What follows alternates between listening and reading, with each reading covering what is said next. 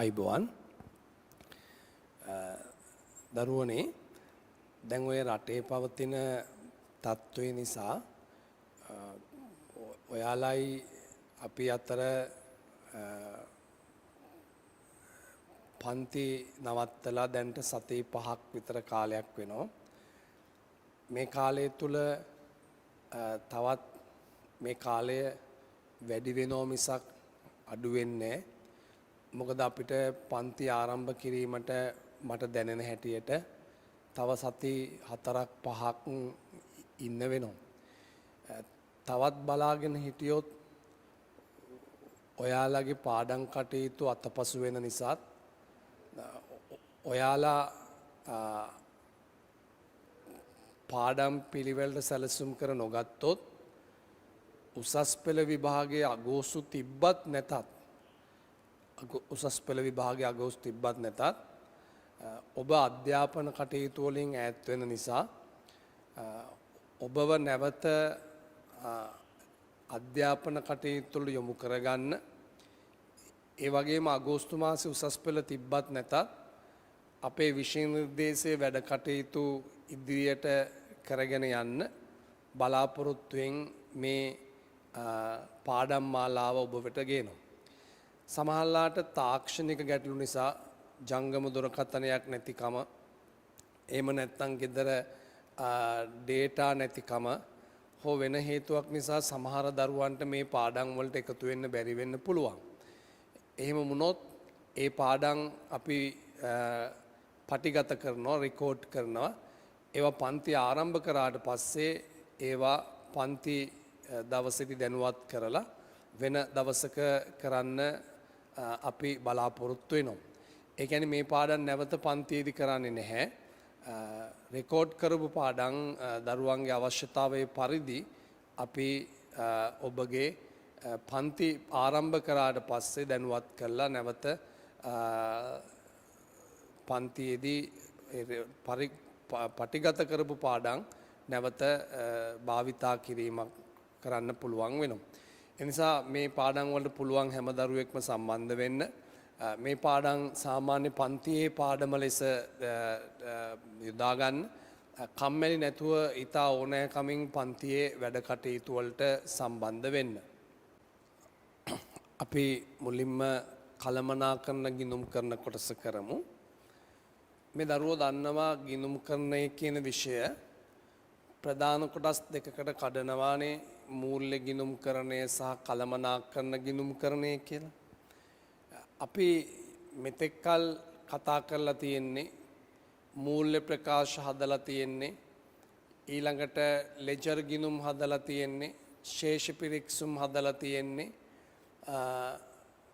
මූල්‍ය ප්‍රකාශ හදලා තියෙන්නේ ඒ මූල්‍ය ගිණුම් කරණය සඳහා. අපි දැන් කතා කරන්න යන්නේ කළමනාකරන ගිණුම් කරණය ගැන. ඔබ දන්නවා කළමනාකරුවෝ කියන්නේ ආයතනයක කළමනාකරන කටයුතු කරන අයනේ. ඒගොල්ලගේ කාර්යයන් 4ක් තියෙනවා. මෙහෙයවීම, සැලසුම් කිරීම, සංවිධානය කිරීම, මෙහෙයවීම, පාලනය. එතකොට මේ සැලසුම් කිරීම, සංවිධානය, මෙහෙයවීම, පාලනය කියන කළමනාකරන කාරණා වලට අවශ්‍ය තොරතුරු සපයන ගිණුම් කරණය තමයි අපි කළමනාකරන ගිණුම් කරණය කියලා කියන්නේ. ඒතර කළමනාකරන ගිණුම් කරණයේදී සැලසුම් කරන්න අවශ්‍ය තොරතුරු දෙනවා. කළමනාකරන ගිණුම් කරණයේදී සංවිධානයට අවශ්‍ය ගිණුම් තොරතුරු දෙනවා. කළමනාකරන ගිණුම් කරණයේදී මෙහෙයවීමට අවශ්‍ය තොරතුරු දෙනවා. කළමනාකරන ගිණුම් කරණයේදී පාලනයට අවශ්‍ය තොරතුරු දෙනවා. සැලසුම් කිරීමට අවශ්‍ය තොරතුරු, සංවිධානයට අවශ්‍ය තොරතුරු, මෙහෙයවීමට අවශ්‍ය තොරතුරු, පාලනයට අවශ්‍ය තොරතුරු ලබා දෙන ගිණුම් කරන්න අපි කියන්නේ කළමනාකරන ගිණුම් කරණය කියලා. මේ කළමනාකරන ගිණුම් කරණයේ විශේෂත්වය නිශ්චිත ආකෘතියක් නැහැ. නිශ්චිත කාලයක් නැහැ. නිශ්චිත නීති මූලධර්ම ප්‍රතිපත්ති සම්ප්‍රදායන් නැහැ. ඒ වගේම කළමනාකරන ගිණුම් කරණයේ තියෙන ඒවා මුදලින් මයින් ඒවා විතරක්ම වෙන්න ඕනේ නැහැ. මුදලින් මයින්න බැරි ඒවත් කළමනාකරන ගිණුම් කරණයේ තියෙනවා. ඒ වගේම මේ දරුවෝ මතක තියාගන්න ඕනේ කළමනාකරන ගිණුම් කරණය තුළ තියෙන තොරතුරු සපයන්නේ කළමනාකරුවන්ට විතරයි. ඒ කියන්නේ අභ්‍යන්තර කට්ටියට විතරයි. දැන් ඔබට මතක ඇති මූල්‍ය ගිණුම්කරණය ප්‍රසිද්ධ කරනවානේ, බාහිරට හදනවානේ. හැබැයි කළමනාකරන ගිණුම්කරණය ප්‍රසිද්ධ කරන්නේ ඒක හදන්නේ කළමනාකරුවන්ට පමණයි. එතකොට ඔන්න ඔය කාරණා ටික කළමනාකරන ගිණුම්කරණයේදී මතක තියාගන්න වෙනවා. එතකොට ඕකේ නිර්වචනයක් මම නිබන්ධනයේ දීලා තියෙනවා. ඒ නිර්වචනය පාඩම් කරන්න ඕනේ නෑ. අපි පොඩි අදහසක් වෙන්න ඔය පළවෙනි පිටුවේ තියෙන හිස්තැනේ ලියා ගන්න. කළමනාකරන ගිණුම්කරණය කියන්නේ කුමක්ද කියලා. මම මේ නිබන්ධනයේ පුතාලට දාලා තියෙන්නේ. මේ නිබන්ධනය අරගෙන ඔයාලා print out එකක් ගන්න ඕනේ. print out ගන්න බැරි අය මේක note එක පොතක ලියා ගන්න කියලා මම උපදෙස් දීලා තියෙන්නේ. ඉදිරියේදීත් එහෙමයි. සමහර අය ඉතින් මේවා ගන්න කම්මැලි. මට ඊයේ දරුවෙක් අහලා තිබ්බස මේක ආපහු පොතක ලියන්න ඕනේද කියලා. ඉතින් ඒ ලෙවල් ඔයා මේ අවුරුද්ද කරනවා නම් පොතක ලියලා ඒවා පුරුදු වෙන්න වෙනවා.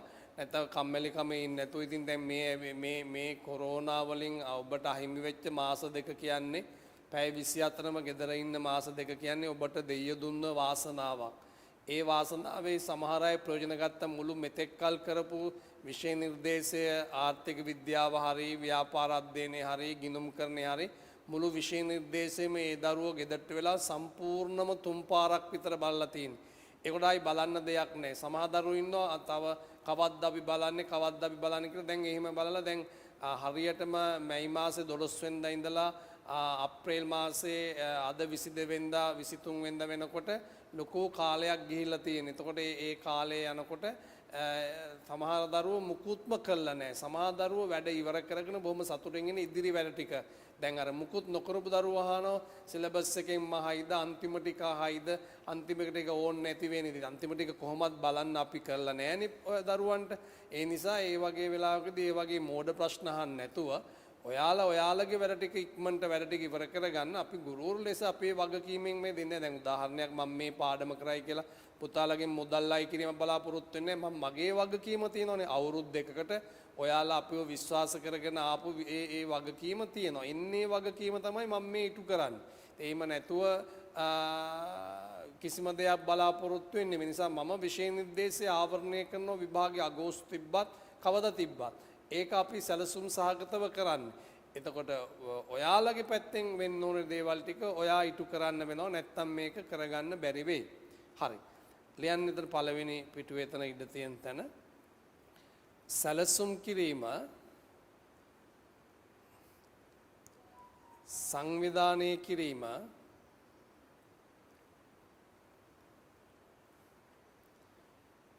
මෙහෙයවීම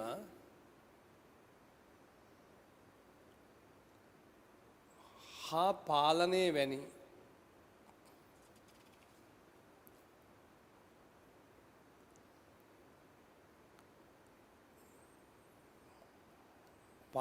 කළමනාකරන කටයුතු සඳහා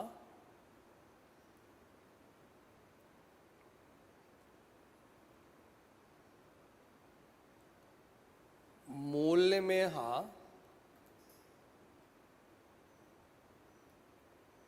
මූල්‍යමය නොවන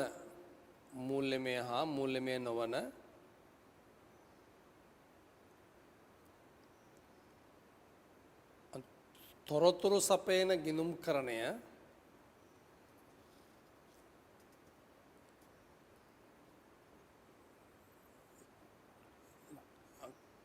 කළමනාකරන ගිණුම්කරණයයි. බලන්න කළමනාකරන ගිණුම්කරණයේ අරමුණු ගාව විවිධ කළමනාකරන තීරණ ගැනීමට තොරතුරු සැපීම ඊට ඉඩක් ගන්න කළමනාකරන තීරණ ගැනීමට තොරතුරු සැපීම දෙවෙනි එක අනාගත කටයුතු සැලසුම් කිරීමට යෝග්‍ය පරිදි සැලසුම් කිරීමට තොරතුරු සැපීම යටින් ඉඩක් ගන්න දෛනික කටයුතු මෙහෙයවීම සඳහා තොරතුරු සැපීම මෙහෙයවීම යටින් ඉඩක් ගන්න ව්‍යාපාරයේ ඇතිවන ගැටලු විසඳීමට අවශ්‍ය තොරතුරු සැපීම ගැටලු විසඳීමට අවශ්‍ය තොරතුරු සැපීම යටින් ඉඩක් ගන්න සැලසුම් කළ තත්ත්වයන් ක්‍රියාකාරී තත්ත්වයන් සමඟ වරින් වර සසදා බලා වෙනස්කම් හඳුන ගැනීම. ඒ කියන්නේ පාලනයනේ. සැලසුම් කර සත්‍යයන්ුයි ඇත්ත තත්ත්වෙනුයි අතර වෙනස බලලා ඇයි එහෙම වුනේ කියලා හොයන එක කියන්නේ පාලනය. පාලනයට උපකාරී වීම යටින් ඉරක් ගහ ගන්න. ඒතර ඊටික පාඩම් කර ගන්න ඕනේ කලමනාකරන ගිනුම් කරන්නේ අරමුණ. ඊට පස්සේ කලමනාකරන ගිනුම් කරන්නේ කාර්යයන්. කලමනාකරන ගිනුම් කරන්නේ කාර්යයන් කීපයක් තියෙනවා. ඒක මේ විදිහට බලන්න ඕනේ. තොරතුරු හඳුනා ගැනීම, සපයා ගැනීම, සපයාගත් තොරතුරු වර්ග කිරීම හා විශ්ලේෂණය, තොරතුරු අවශ්‍ය පරිදි සැකසීම, සාරාංශ කර වාර්තා පිළිල කිරීම, අයවැය සකස් කිරීම, අයවැය හා සත්‍යත්වයන් වාර්තා කිරීම. ඉස්සලම කරන්න ඕනේ කළමනාකරුවාට අවශ්‍ය තොරතුරු මොනවද කියලා හඳුනා ගන්න ඕනේ. ඊට පස්සේ ඒ තොරතුරු අපි ඒ කොහෙන් හරි සපය ගන්න ඕනේ. ඒකට අර මූල්‍ය ගිණුම් කරන්නේ වගේ මූලාශ්‍ර ලේඛනම නැති වුණත් කමක් නැහැ. සත්‍ය තොරතුරු වෙන්න ඕනෙත් නැහැ. කොහෙන් හරි තොරතුරු සපය ගැනීමක් තමයි දෙවෙනියට කරන්න ඕනේ. ඊපස්සේ තොරතුරු වර්ග කරගන්න ඕනේ. වර්ග කරලා විශ්ලේෂණය කරන්න අපිට ඕන විදිහට වෙන් කරගන්න ඕනේ ඊළඟට තොරතුරු. ඊට පස්සේ අපිට අවශ්‍ය විදිහට සකස් කරන්නේ. සකස් කිරීමේදීත් විධිමත් ක්‍රමයක් නැහැ. එක එක කළමනාකරණයට අවශ්‍ය වෙන්නේ එක එක තොරතුරු නිසා. ඒ කළමනාකරුවන්ට අවශ්‍ය විදිහට අපි තොරතුරු සකස් කරගන්නවා. ඊට පස්සේ ඒවැයි සාරාංශයක් කරලා අයවැය හදනවා. අයවැය හදනවා කියන්නේ මේ අනාගතයට සැලසුම් කරනවා කියන එකනේ. අනාගත ආදායම් වියදම්, අනාගත ලැබීම් ගෙවීම්, ඒ අනාගත ගැන සකස් කරන වාර්තා තමයි අයවැය ලේඛන. අපේ විෂය නිර්දේශයේ අයවැය ලේඛන හදන්න නැහැ. නමුත් අයවැය ලේඛන අනාගතය සඳහා සකස් කරන වාර්තා බව මතක තියාගන්න. අයවැයට ඇත්ත තොරතුරුයි අයවැය අතර වෙනස බලනවා. අපි සැලසුම් කර විදියටම වැඩේ වුණාද කියලා පරීක්ෂා කරනවා. ඊට පස්සේ ඒවට ඇයි එහෙම නොවුනනම් ඇයි එහෙම නොවුනේ කියලා තොරතුරු බලනවා. අන්න කළමනාකරුවන්ගේ තීරණ වෙනස් වෙච්ච ඇයි එහෙම වුනේ කියලා තොරතුරු බලනවා. ඒක තමයි අයවැය හා සත්‍ය තත්ත්වයන් සැකසීම කියන්නේ. රයිට්. ඔය ටික පාඩම් කරගන්න ඕනේ කළමනාකරන ගිණුම් කරන කාර්යය. බලන්න ඊළඟ මූල්‍ය ගිණුම් කරන හා කළමනාකරන ගිණුම් කරන අසමානකම් අපි එකින් එක ওই නිබන්ධනයේම ලියමු.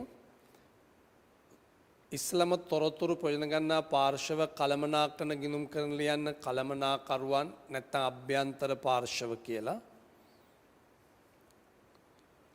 මූල්‍ය ගිණුම් කරන ලියන්න අභ්‍යන්තර හා බාහිර පාර්ශවයන් කියලා.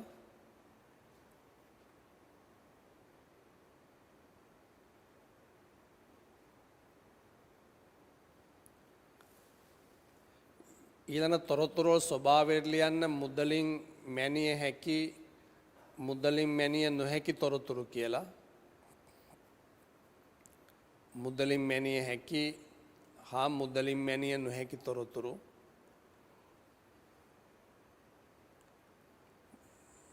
මූල්‍ය ගිණුම් කරන ලියන්න මුදලින් මැනිය හැකි තොරතුරු.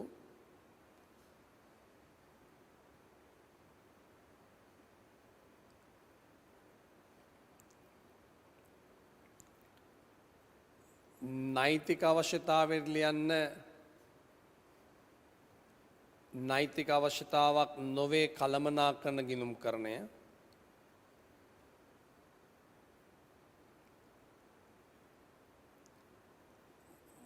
මූල්‍ය ගිණුම් කරන ලියන්න නෛතික අවශ්‍යතාවක් වේ කියලා.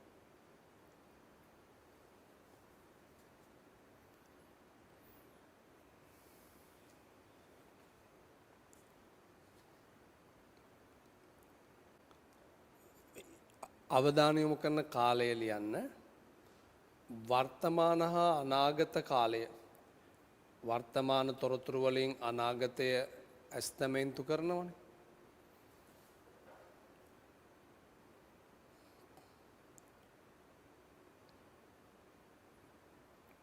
මූල්‍යකට ලියන්න අතීත ක්‍රියාකාරීත්වය පිළිබඳව.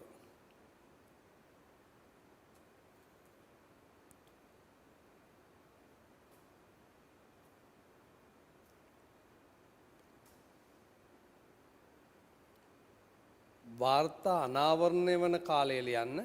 දැන් කළමනාකරන ගිණුම් කරන නිශ්චිත කාලයක් නෑ. දැන් අනිවාර්යෙන් මූල්‍ය ගිණුම් කරන්නේට මේ දරුවෝ දන්නවා වර්ෂයක්නේ. අපි මූල්‍ය වාර්තා හදන්නේ. හැබැයි කළමනාකරන වාර්තාවේ වර්ෂයක්, මාස 6ක්, සතියක්, වර්ෂ දෙකක් එහෙමත් හදන වෙලාවල් තියෙන්න පුළුවන්. නිශ්චිත ලියන කළමනාකරණයකට කාලයට වාර්තා කරන කාලය නිශ්චිත කාලවකවානුවක් නැත.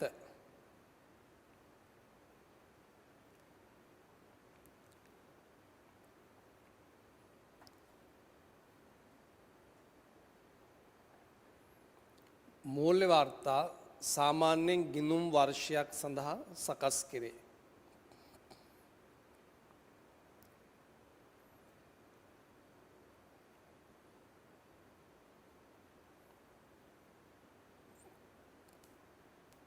පිළිගත් මුලධර්ම හා සංකල්ප කළමනාකරණය කියලා යන්න.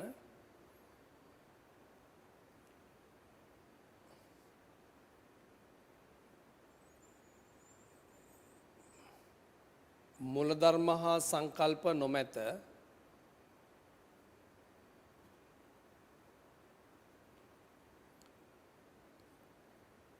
කළමනාකරන අවශ්‍යතා මත පදනම් වේ.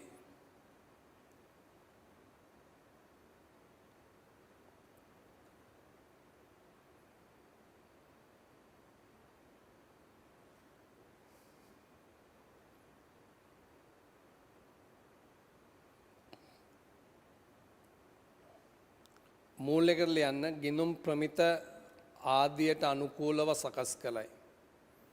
ඒ කියන්නේ මූලධර්ම සංකල්ප තියනවා කියලා කියන්නේ ගිණුම් ප්‍රමිත ආදියට අනුව සකස් කරයි.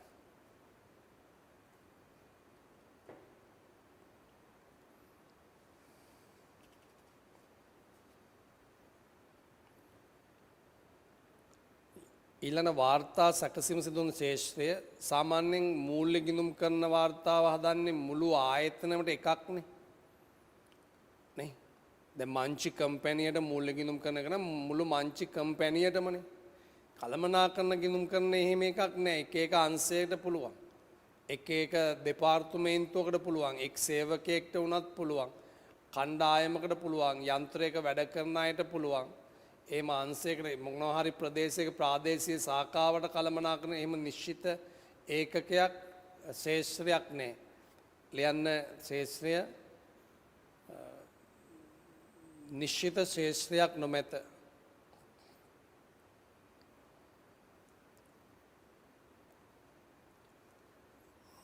ආයතනයේ එක් අංශය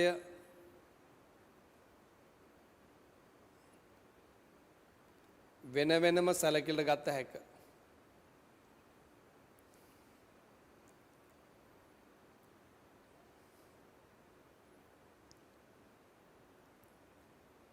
මූල්‍ය කරලා යන්න සමස්ත ශේෂ්ත්‍රයේ සමස්ත ආයතනයම සැලකිල්ල ගනී.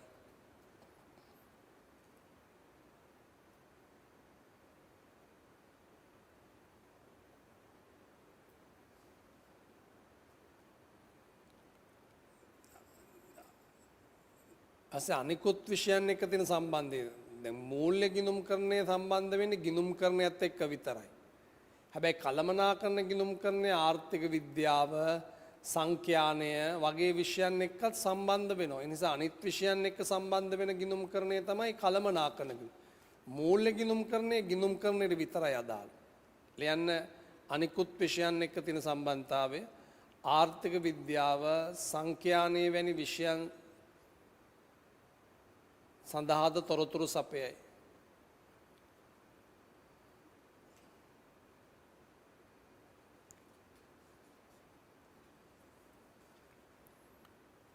මූල්‍ය ගිණුම් කරණයෙන් ගිණුම් කරණයට විෂයට පමණක් තොරතුරු සපයයි.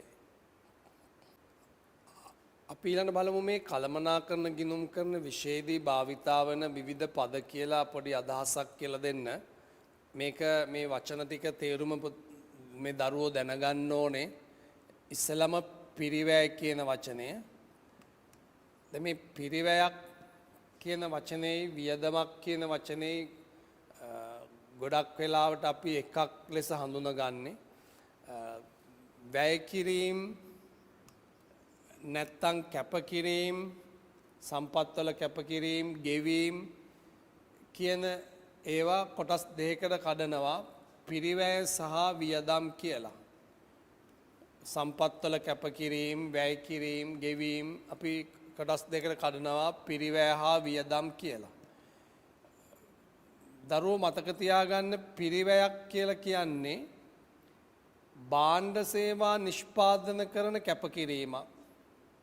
භාණ්ඩ සේවා නිෂ්පාදන කරන වැය කිරීම. වියදමක් කියන්නේ ආදායම් ලාභ උපයන්න කරන කැපකිරීම. අපි මාතෘකාව පිරිවැයනේ. එහෙනම් පිරිවැයක් කියන්නේ භාණ්ඩ සේවා නිෂ්පාදන කරන වැය කිරීමක් නැත්නම් කැපකිරීමක්. වියදමක් කියන්නේ ආදායම් ලාභ උපයන්න කරන කැපකිරීමක් නැත්නම් වැය කිරීමක්. දැන් උදාහරණයක් අපි කම්හලේ විදුලි බිල කියන්නේ භාණ්ඩ නිෂ්පාදන යන විදුලියනේ. ඒක අපි දාන්නේ නිෂ්පාදන පොදුකාර්ය පිරිවැය තුලනේ. හැබැයි කාර්යාලයේ විදුලිය දාන්නේ අපි ආයතන පරිපාලන වියදම් තුලනේ. දැකද කාර්යාලයේ විදුලියට අපි කියන්නේ වියදම්. මොකද මේ කාර්යාලයේ විදුලිය දරන්නේ ආදායම් ලබන්න ලාභ ලබන්න. හැබැයි අපි නිෂ්පාදන අංශේ භාණ්ඩ නිෂ්පාදනය කරන දරන විදුලිය රක්ෂණය යන්ත්‍රශය ඉන්ධන බලය අමුද්‍රව්‍ය ඒවට අපි කියන්නේ වියදම් කියලා. අපි ඒවට කියන්නේ පිරිවැය කියලා. අනේ නිෂ්පාදන ගිණීමේ හැමතැනම අපි කියන්නේ පිරිවැයනේ. නිෂ්පාදන පොදුකාර්ය පිරිවැය, නිෂ්පාදන පිරිවැය, ප්‍රාථමික පිරිවැය, අන්න පිරිවැය. අපි පිරිවැයක් කියන්නේ භාණ්ඩ සේවා නිෂ්පාදන කරන වැය කිරීම. වියදමක් කියන්නේ ආදායම් ලාභ උපයන්න කරන වැය කිරීම. මේ දෙක හොඳට වෙන් කරගන්න වෙනවා. ඊළඟ පිරිවැය ඒකකය. මේ පිරිවැය ඒකකයක් කියන්නේ යම්කිසි නිෂ්පාදනයක පිරිවැය හොයාගන්න උදව් වන ප්‍රමාණාත්මක ඒකකයක්. නිෂ්පාදනයක පිරිවැය හොයාගන්න උදව් වන ප්‍රමාණාත්මක ඒකකයක්. දැන් උදාහරණයක් කිව්වොත් එහෙම ඇඟලුම් කම්හලක පිරිවැය ඒකකයේ වෙන්නේ නිමි ඇඳුම හදන ඒකක. දැන් උපකාරක පන්තියක පිරිවැය ඒකකයේ අපිට කිව්ව හැකි ඒ ඉගෙන ගන්න ළමයා. පාම් බේකරියක පිරිවැය ඒකකයේ කිව්ව හැකි පාන් ගෙඩිය. එතකොට එහෙමනම් ඒ මොකක් හරි නිෂ්පාදනයක මුළු පිරිවැය හොයාගන්න උදව් වන ප්‍රමාණාත්මක ඒකකයක්. ඒක ප්‍රමාණාත්මක ඒකකයේ කියන එක ළමයෙක් වෙන්න පුළුවන්, පාන් ගෙඩියක් වෙන්න පුළුවන්, කිලෝමීටරයක් වෙන්න පුළුවන්, එහෙම නැත්නම් ඉන්ධන ලීටරයක් වෙන්න පුළුවන්. මොකක් හරි ප්‍රමාණාත්මක ඒකකයකට අපි කියනවා පිරිවැය ඒකකයක් කියලා. ඊළඟට පිරිවැය මධ්‍යස්ථානය.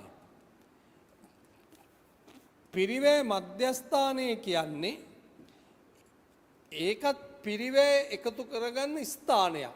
ඒ කියන්නේ මුළු පිරිවැය ගණනය කරනකොට පිරිවැය එකතු වෙන ස්ථාන. ගොඩක් වෙලාවට මේක වෙන්නේ ඔය සම විභජනය වෙන වගේ අවස්ථාවකදී අංශ කීපයකින් වැඩ වෙනකොට. එක තැනක රෙදි කපනවා, තව තැනක ඇඳුම් මහනවා, තව තැනක අයන් කරලා ඇසුරුම් කරනවා. අන්නේ වගේ කැපුම් මැහුම් ඇසුරුම් කියලා අංශ තියෙනකොට කැපුම් අංශය කියන්නේ එක මධ්‍යස්ථානයක්. මැහුම් අංශය කියන්නේ එක මධ්‍යස්ථානයක්. ඇසුරුම් අංශය කියන්නේ තව මධ්‍යස්ථානයක්. පිරිවැය එකතු කරන මධ්‍යස්ථාන. මධ්‍යස්ථාන කියන්නේ අංශයක්. හැබැයි මේක අංශයක් කිව්වට අංශයක් වෙන්න ඕනේ නෑ. යන්ත්‍රයක් වෙන්න පුළුවන්, පුද්ගලයෙක් වෙන්න. දැන් කපන්නේ එක්කෙනයි නම් මහන්නේ එක්කෙනා නම් ඇසුරුම් ගන්න එක්කෙනා. එතන පුද්ගලයෙක් එයාගේ ඒ වැටුප් පිරිවැය, කපන කෙනාගේ වැටුප, එයාට ගියපු එතන ගියපු විදුලිය වරිපනම් වගේ වියදම් ඒ ටික එකතු කරගන්නවා. මෙහුන කෙනාගේ මෙහුන් අංශය කියන්නේ මහාන කෙනෙක් එක්කෙනෙක් විතරයි. මහාන කෙනාගේ වැටුප, එතන විදුලිය වරිපනම් රක්ෂණය ඒ ටික එකතු කරගන්නවා. ඊට පස්සේ ඇසුරුම් අංශය, ඇසුරුම් ද්‍රව්‍යවල වියදම්, ඇසුරුම් කරන කෙනාගේ වැටුප, එතන විදුලිය වරිපනන්න මධ්‍යස්ථාන. දැන් ගරාජයක නම් ටින්කරින්, පේන්ටින්, මැකැනික්, තහඩු වැඩ අංශය, තීන්ත ගෑනීමේ අංශය, අලුත් වැඩි අංශය එහෙම කියලා වෙන් කරන්න පුළුවන්. එහෙනම් යම්කිසි නිෂ්පාදනයක මුළු පිරිවැය එකතු කරන ස්ථානයක්, පුද්ගලයෙක්, අංශයක් හෝ යන්ත්‍රයකට අපි කියනවා පිරිවැය මධ්‍යස්ථානයක් කියලා. බලන්න එතන සටහන. එතන තියෙනවා පිරිවැය. භාණ්ඩ සේවා නිෂ්පාදනයේට සේවයක් සැපෙන කැපකල සම්පත්වල වටිනකම. පිරිවැය හා වියදම අතර වෙනස ලියන්න. පිරිවැයක් යනු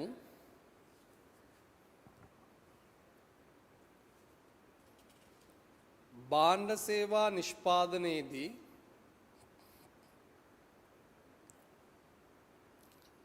සිදු කරන වැය කිරීමකි.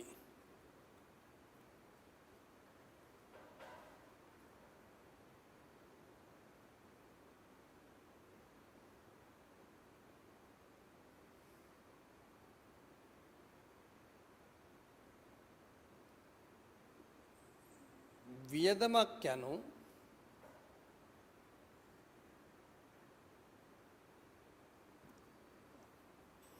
ආදායම් ලාභ ඉපයීමේදී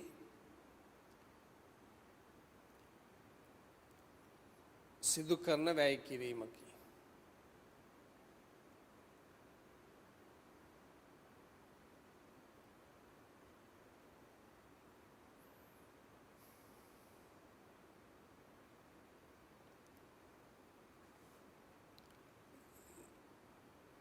යන පිරිවැය ඒකකය භාණ්ඩයක හෝ සේවයක පිරිවැය ගණනයට යොදා ගන්නා ප්‍රමාණාත්මක ඒකකයක්. යටින් ඉරක් ගන්න ප්‍රමාණාත්මක ඒකකයක්.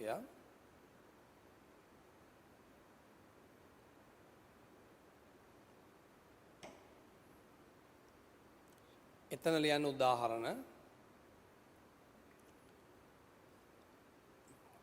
පාන් බේකරියක පාන් ගෙඩිය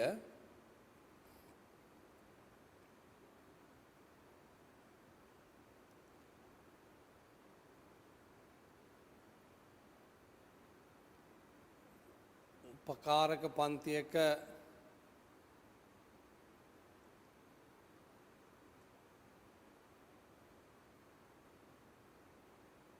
ළමයා නැත්තම් සිසුවා මගී ප්‍රවාහන ආයතනයක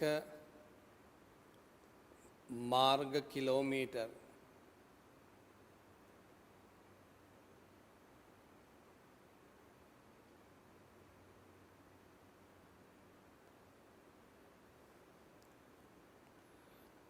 පිරිවැය මධ්‍යස්ථානය පිරිවැය ගණනය කිරීමට උපකාරී වන ස්ථානයක් පුද්ගලයෙක් උපකරණයක් හෝ එයින් කීපයක එකතුවක්. උදාහරණ ඇඟලුම් ආයතනයක කැපුම් අංශය මැහුම් අංශය ඇසුරු අංශය බලන්න ඊළඟ කොටස පිරිවැය වර්ගීකරණය. මේ පිරිවැය වර්ගීකරණය කිරීම කියන්නේ පිරිවැය වෙන් කරනවනේ විවිධ මාතෘකාවලට. ඒ මාතෘකාවලට වෙන් කරන්නේ ප්‍රධාන අවශ්‍යතා තුනක් නිසා. ඒක මතක තියාගන්න. ප්‍රධාන අවශ්‍යතා තුන තමයි එක තොග තක්සේරු කරන්න, තොග අගය කරන්න. මතක තියාගන්න තොග අගය කරන්න පිරිවැය වර්ග කරනවා. දෙවෙනියට තීරණ ගන්න පිරිවැය වර්ග කරනවා. තීරණ ගැනීමට තීරණ ගැනීමට පිරිවැය වර්ග කරනවා. තුන්වෙනි වට පාලනය කිරීමට පිරිවැය වර්ග කරනවා. පාලනය කිරීමට. එතකොට පිරිවැය වර්ග කිරීමේ පරමාර්ථ තුනයි තොග අගය කරන්න, තීරණ ගන්න, පාලනය. මේ පිරිවැය වර්ග කීපයක් මේ දරුවෝ දන්නවා. දැන් ඍජු පිරිවැය, වක්‍ර පිරිවැය, නිෂ්පාදන පිරිවැය, කාලච්ඡේද පිරිවැය. ඔය තියෙන තොග අගය කරන්න පිරිවැය වර්ගකරණය. නිෂ්පාදන පිරිවැය, ඍජු පිරිවැය, වක්‍ර පිරිවැය, කාලච්ඡේද පිරිවැය. ඒවා ඇවිල්ලා තොග අගය කරන්න පිරිවැය වර්ග කරනවා. ඊළඟ තීරණ ගන්න පිරිවැය වර්ග කරනවා. තීරණ ගන්න කිව්වාම ස්ථාවර පිරිවැය, විචල්්‍ය පිරිවැය, අර්ධ විචල්්‍ය, අර්ධ ස්ථාවර, ආවස්තික පිරිවැය, ගිලුණු පිරිවැය, වර්ධක පිරිවැය ඒ තීරණ ගන්න පිරිවැය වර්ග කරනවා.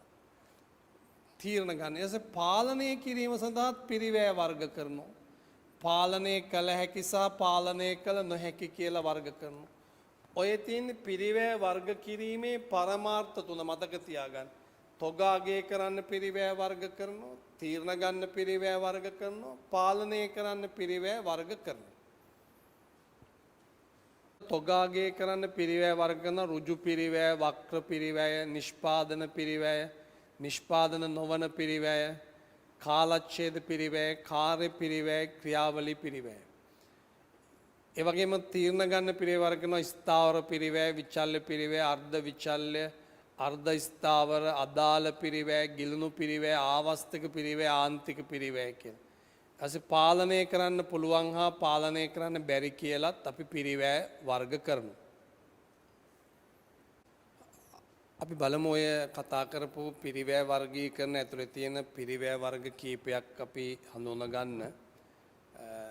ඍජු පිරිවැය කියන එක මේ දරුවෝ දන්නවනේ. ඍජු පිරිවැය කියන්නේ නිෂ්පාදනය කරන ඒකක එක්ක හඳුනා ගන්න පුළුවන් පිරිවැයනේ.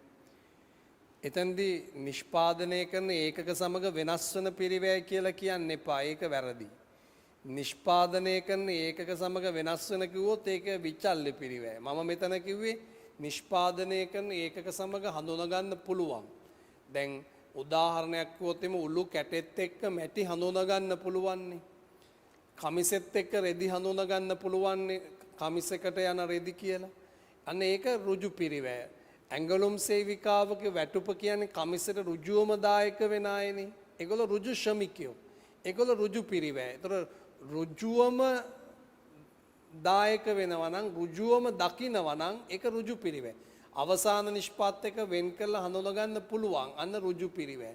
වක්‍ර පිරිවැය කියන්නේ එහෙම වෙන් කරලා හඳුනා ගන්න බෑ. දැන් කමිසෙකට යන මුරකරුගේ වැටුප වෙන් කරලා හඳුනා ගන්න බෑනේ. කමිසෙකට යන මුරකරුගේ වැටුප වෙන් කරලා හඳුනා ගන්න බෑ. කමිසෙකට යන වායු සමන වියදම් වෙන් කරලා හඳුනා ගන්න අන්න වක්‍ර පිරිවැය. එහෙනම් නිෂ්පාදනයත් එක්ක ඍජුවම හඳුනා ගන්න පුළුවන් පිරිවැය ඍජු පිරිවැය. නිෂ්පාදනයත් එක්ක ඍජුවම හඳුනා ගන්න බැරි පිරිවැය වක්‍ර පිරිවැය. ඍජු පිරිවැය සහ වක්‍ර පිරිවැය. එතෙන්දී මෙන්න මේ කාරණා ටික හොඳට මතක තියාගන්න වෙනවා. මෙන්න මේ අදහස දැන් පිරිවැය අපි කොටස් තුනකට කඩනවනේ. ද්‍රව්‍ය, ශ්‍රමය සහ වෙනත් වියදම් කියලා. මේක ඉතා වැදගත් පැහැදිලි කිරීමක්. ද්‍රව්‍ය අපි ඍජු සහ වක්‍ර කියලා බෙදනවනේ. ශ්‍රමයත් එහෙමනේ. අපි ඍජු සහ වක්‍ර කියලා බෙදනවනේ. වෙනත් ඒවත් අපි ඍජු වියදම්, වෙනත් වියදම්, වක්‍ර වෙනත් කියලා අපි බෙදනවා. එතකොට අපි මේ ඍජු ටිකේ එකතුවට කියන්නේ ප්‍රාථමික පිරිවැයනේ. ප්‍රාථමික පිරිවැයනේ. වක්‍ර ටිකේ එකතුවට අපි කියන්නේ පොදුකාර්ය පිරිවැය කියලා. පොදුකාර්ය පිරිවැය කියලා වක්‍ර ටිකේ එකතු. ඒ කතා ටික හරිනේ. එතකොට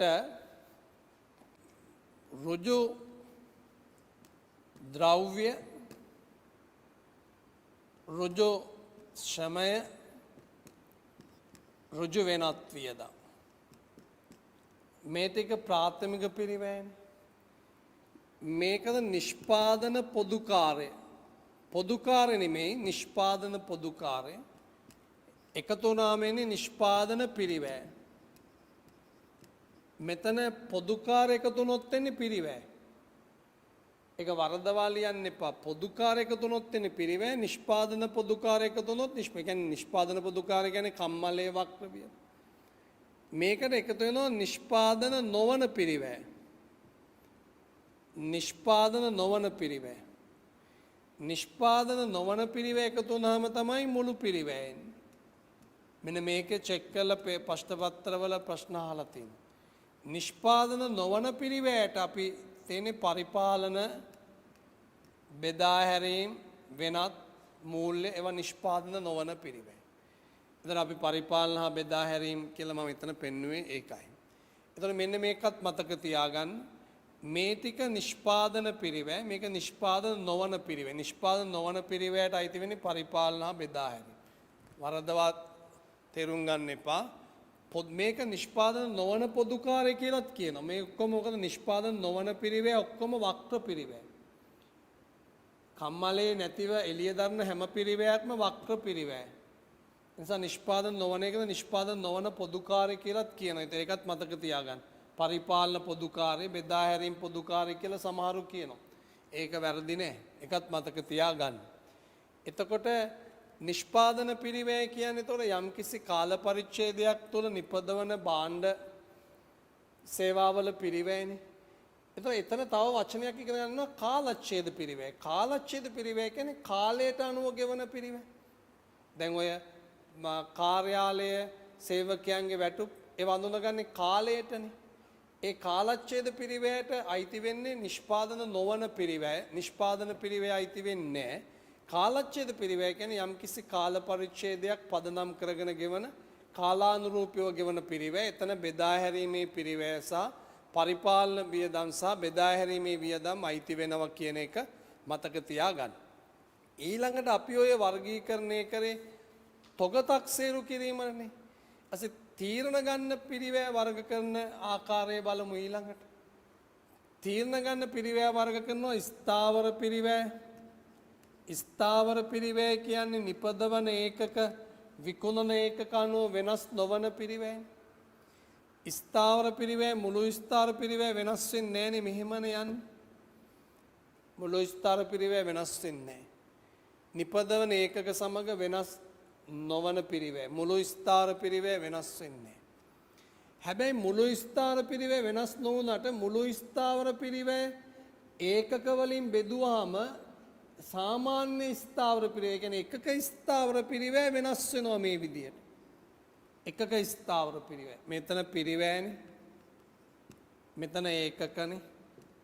මෙතන පිරිවැය මෙතන ඒකක. මේක ඇවිල්ලා එකක ස්ථාවර පිරිවැය. එකක ස්ථාවර පිරිවැය වෙනස් වෙනවා. මේක මතක තියාගන්න. එකක ස්ථාවර පිරිවැය. මුළු ස්ථාවර පිරිවැය නිපදවන ඒකක විකුණන ඒකක අනුව වෙනස් වෙන්නේ නැහැ. හැබැයි එකක ස්ථාවර පිරිවැය අර ඒකක ගානින් බෙදුවාම සාමාන්‍ය ස්ථාවර පිරිවැය එකක ස්ථාවර පිරිවැය වෙනස් වෙනවා කියලා මතක තියාගන්න. දෙක විචල්්‍ය පිරිවැය. විචල්්‍ය පිරිවැය කියන්නේ නිපදවන නැත්තම් විකුණන ඒකක අනුව වෙනස් වෙන පිරිවැය. විකුණන ඒකක නිපදවන ඒකක අනුව වෙනස් වෙන පිරිවැය තමයි විචල්්‍ය පිරිවැය කියන්නේ. නිපදවන ඒකක අනුව වෙනස් වෙනවා විකුණන එක. තොර මුළු විචල්්‍ය පිරිවැය මේ තියෙන්නේ. මුළු විචල්්‍ය පිරිවැය. මුළු විචල්්‍ය පිරිවැය නිපදවන ඒකක අනුව වෙනස් වෙන නිසා මෙතන පිරිවැය මෙතන ඒකක මේ මුළු විචල්්‍ය පිරිවැය වෙනස් වෙනවා. හැබැයි එකක විචල්්‍ය පිරිවැය වෙනස් වෙන්නේ නැහැ. දැන් මගේ පන්තියේ ළමයි 50ක් ඉන්නෝ. එක ළමයෙක්ට ටියුට් වියදම රුපියල් 100 නම් 100 වරක් 100යි 100 වරක් 2 200යි 200 100 වරක් 3 300යි වෙනස් වෙනවනේ. හැබැයි එක ළමයට 100නේ නියතයි. එකක විචල්්‍ය පිරිවැය වෙනස් වෙන්නේ නැහැ. මේ දෙන එකක විචල්්‍ය පිරිවැය මේක මුළු විචල්්‍ය පිරිවැය. ඊට පස්සේ තුන්වෙනුවට අර්ධ ස්ථාවර පිරිවැය. අර්ධ ස්ථාවර පිරිවැය. අර්ධ ස්ථාවර පිරිවැයට අපි කියන්නේ පියවර ස්ථාවර පිරිවැය කියලා. මේ පියවර ස්ථාවර පිරිවැය යන්නේ පඩි පෙළ වගේ. ස්ථාවරයි වෙනස් වෙනවා ස්ථාවරයි වෙනස් වෙනවා ස්ථාවරයි. මේ පඩි පෙළ වගේ. ස්ථාවරයි වෙනස් වෙනවා ස්ථාවරයි වෙනස් වෙනවා ස්ථාවරයි. දැන් අපි ගත්තොත් කුලියට අපි යන්ත්‍රයක් අරන් තියෙනවා. යන්ත්‍ර කුලිය. ඒ යන්ත්‍රයෙන් මහන්න පුළුවන් කමිස 50යි. එතකොට පළවෙනි කමිස 50 මහනකොට එක යන්ත්‍රයක් කුලියට අරන් තියෙනවා. මේ 50න් ඉවරයි. 51 වෙනි කමිසෙ මහන්න බෑ. ඒක ඒතර දෙවෙනි යන්ත්‍රයේ කුලියට ගන්න. හැබැයි එතනදි 100 දක්වා මැහුවේ ඇකි. 99 100 වෙනකම් ඒතර යන්ත්‍ර කුලි දෙකයි. 101 වෙනි කමිසෙ මහනකොට තුන්වෙනි යන්ත්‍රයේ කුලියට ගන්න වෙනවා. ඒකෙන් 150 දක්වා ගිය හැකි. ඒතර එතෙන්දි මං කුලියට ගත්ත යන්ත්‍රයක කුලිය ගැන කිව්වේ. එක කුලියයි කුලි දෙකයි කුලි තුනක් ගෙවන්න වෙනවා. හැබැයි පළවෙනි කුලිය ස්ථාවරයි 50 දක්වා, දෙවෙනි කුලිය ස්ථාවරයි 100 දක්වා, තුන්වෙනි කුලිය ස්ථාවරයි 150 දක්වා. ස්ථාවරයි වෙනස් වෙනවා, ස්ථාවරයි වෙනස්. හැමදෙස්සෙම ස්ථාවරයි, හැබැයි වෙනස් වෙමින් ස්ථාවරයි. ඔක අපි කියන්නේ පියවර ස්ථාවර නැත්නම් අර්ධ ස්ථාවර පිරිවැය කියලා. තව පිරිවැයක් තියෙනවා අර්ධ විචල්්‍ය පිරිවැය. ඒක මිශ්‍ර පිරිවැයක්. මිශ්‍ර පිරිවැය කියන්නේ ස්ථාවරයි විචල්්‍යයි දෙකම තියෙන එක. දැන් දුරකථන සමාගම් බිල් හදන්නේ කෝල් එකක් ගත්තත් නැතත් රුපියල් 100යි ටික ස්ථාවරයි. කෝල් ගන්නකොට බිල හදනවා. ස්ථාවර විචල්්‍ය දෙකම තියෙනවා. මෙහෙමනේ කෝල් එකක් ගත්තත් නැතත් රුපියල් 100යි. කෝල් ගන්නකොට බිල හදනවා. සමහර දුරකථන සමාගම් තියෙනවා මුලින් බිල හදනවා. රුපියල් 3000ට වඩා වැඩි වුණොත් 3000ම තමයි. මුල් ටික විචල්ලේ 3000න් පස්සේ වැඩි ගන්න. 3000 වෙනකන් බිල හදනවා. 3000න් පස්සේ ගන්න 3000ම තමයි. ඒ කියන්නේ 5000ක කෝල් ගත්තත් ගන්නේ 3000. ජල බිල්පත් මුල් ඒකක ටිකට රුපියල් 100යි. 100 පැන්නොත් මුල් ඒකක 10ට රුපියල් 100යි. 10 පැන්නොත් බිල හදනවා. මේ මිශ්‍ර පිරිවැය. මිශ්‍ර පිරිවැය කියන්නේ ස්ථාවරයි විචල්්‍ය දෙකම තියෙනවා. ස්ථාවරයි විචල්්‍ය දෙකම තියෙන පිරිවැය මිශ්‍ර පිරිවැය. ඒතකොට ඒක මතක තියාගන්න. ඔය පිරිවැය වර්ගීකරණය ඕව අවශ්‍ය වෙන්නේ තීරණ ගන්න. ඒ තීරණ ගන්න පිරිවැය අවශ්‍ය වෙන තව අවස්ථාවක් තමයි ඔබ අහලා තියෙනවා මේක ආර්ථික විද්‍යාවේදී කියන ආවස්තික පිරිවැය.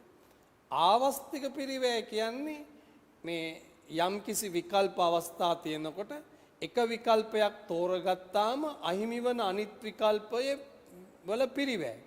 අපි හිතමු අපිට ආයෝජනයක් කරන්න තියෙනවා. ඉඩමක් ගත්ත හැකි. එහෙම නැත්නම් බැංකුවේ ඉතිරි කිරීමේ ගිණුමක සල්ලි දැම්ම හැකි. අපිට විකල්ප දෙකක් තියෙනවා. අපි ගාව මිලියන 100ක් තියෙනවා. මේ මිලියන 100න් අපිට පුළුවන් ඉඩමක් ගන්න පුළුවන් බැංකුවේ ඉතිරි කරන්න පුළුවන් තැන්පතුව.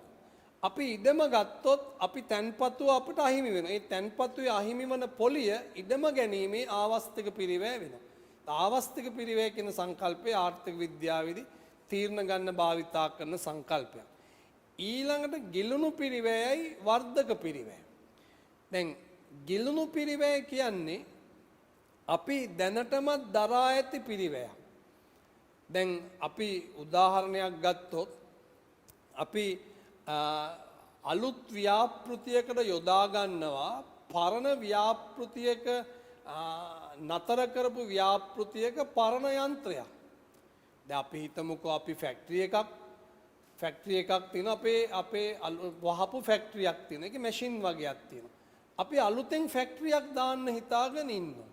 ඒ අලුත් ෆැක්ටරියට යොදා ගන්නවා පරණ වහපු ෆැක්ටරියේ තිබ්බ මැෂින් එකක්. එතකොට අලුත් ෆැක්ටරිය පැත්තෙන් අර පරණ මැෂින් එකේ පිරිවැය ගිලුණු පිරිවැය. මොකද අලුත් ෆැක්ටරිය පටන් ගන්නකොට අර මැෂින් එකට අපි අලුතෙන් ගෙවන්න ඕනේ. ඒක දැනටමත් අපි ගාව තියෙනවා. ඒ වහපු ෆැක්ටරියේ තියෙන පරණ මැෂින් එක අලුත් ෆැක්ටරිය පැත්තෙන් අලුත් ව්‍යාපෘතිය පැත්තෙන් ගිලුණු පිරිවැයක්. ඒක මතක තියාගන්න. ඒ ගිලුණු පිරිවැය කියන එක අපි මතක තියාගන්න ඕනේ මේ දරුවෝ තීරණ ගැනීමේදී වැදගත් වෙන්නේ. වර්ධක පිරිවැය කියන්නේ අලුත් ව්‍යාපෘතිය නිසා වැඩිවන මුළු පිරිවැය. දැන් අපි හිතමුකෝ අපි අලුත් ෆැක්ටරිය පටන් ගැනීම නිසා අලුතෙන් සේවකයෝ 10 දෙනෙක් බඳව ගන්න ඕනේ කියලා පරණ සේවකයෝ 5 දෙනෙක් ඉන්නවා අලුත් සේවකයෝ 10 දෙනෙක් ඉන්නවා. පරණ සේවකයන් කොහොමත් අපි වැටුප් ගෙව ඉන්නේ. ඒගොල්ලන්ට වැටුප් ගෙව ඉන්නේ. ඒතර අලුත් සේවකයෝ 10 දෙනාට අලුතෙන් වැටුප් ගෙවන්න ඕන. ඒතර වැඩි වෙන්නේ අලුත් සේවකයෝගේ වැටුප විතරනේ. අන්න එක වර්ධක පිරිවැය. වර්ධක පිරිවැය කියන්නේ අලුත් ව්‍යාපෘතිය නිසා වැඩිවන මුළු පිරිවැය වෙනස. අලුත් ව්‍යාපෘති නිසා අලුත් ෆැක්ටරිය නිසා වැඩිවන මුළු පිරිවැය වෙනස. වැඩි වෙන්නේ ඔක්කොම සේවකයෝ 15 දෙනෙක්ට වැටුප් ගෙව්වට වැඩි වෙන්නේ 10 දෙනෙක්ගේ විතරයිනේ. අර 5 දෙනාට වැටුප් ගෙවන්න ඕන වුණත් ඒගොල්ලෝ දැනටමත් වැටුප් ගෙව අපි හිටියේ. වැඩි වෙන්නේ අර 10 දෙනාගේ ටික විතරයි. අන්න ඒ ටික වර්ධක පිරිවැය මතක තියාගන්න තීරණ ගැනීමේදී වැදගත් වෙන්නේ වර්ධක පිරිවැය, ගිලුණු පිරිවැය තීරණ ගන්න වැදගත් වෙන්නේ. ඔතෙන් තව සංකල්ප තියෙනවා අදාළ පිරිවැය සහ අදාළ නොවන පිරිවැය කියලා. අදාළ පිරිවැය කියන්නේ තීරණ ගන්න අදාළ වන පිරිවැය. එතකොට වර්ධක පිරිවැය කියන්නේ අදාළ පිරිවැය. අදාළ නොවන පිරිවැය කියන්නේ තීරණ ගන්න අදාළ නොවන පිරිවැය. අදාළ නොවන පිරිවැය කියන්නේ තීරණ ගන්න අදාළ වෙන්නේ නැහැ කියන එක. ඒතර වර්ධක පිරිවැය තීරණ ගන්න අදාළ වෙනවා. ගිලුණු පිරිවැය තීරණ ගන්න අදාළ වෙන්නේ. බලන්න 6 වෙනි පිටුවේ සටහන. ඍජු පිරිවැය නිෂ්පාදනය කරන ඒකක සමග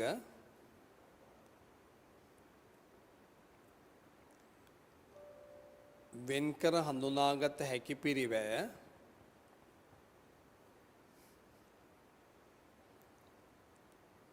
නිෂ්පාදනය කරන ඒකක සමග වෙන්කර හඳුනාගත හැකි පිරිවැය ඍජු පිරිවැයයි.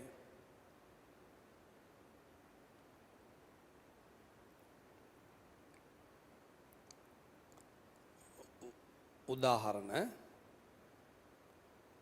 ඍජු ශ්‍රමය, ඍජු ද්‍රව්‍ය, ඍජු ශ්‍රමය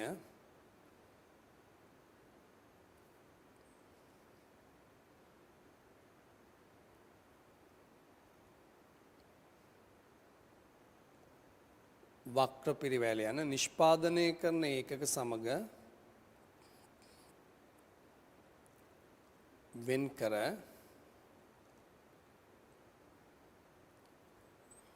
හඳුනාගත නොහැකි පිරිවැය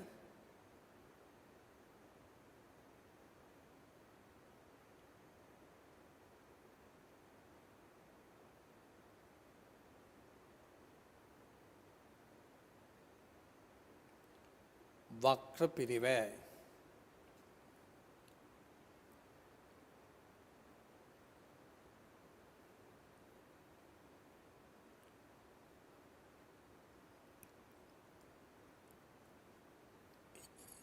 උදාහරණ සුපරීක්ෂණ වැටුප, ඒ කියන්නේ වක්‍ර ශ්‍රමය, විදුලිය, වක්‍ර වියදම්. එතන ඉඳ තියෙන රූල් වල මෙහෙම ලියන්න සමීකරණ කීපයක්. ඍජු ද්‍රව්‍ය, ඍජු ශ්‍රම, ඍජු ද්‍රව්‍ය ධන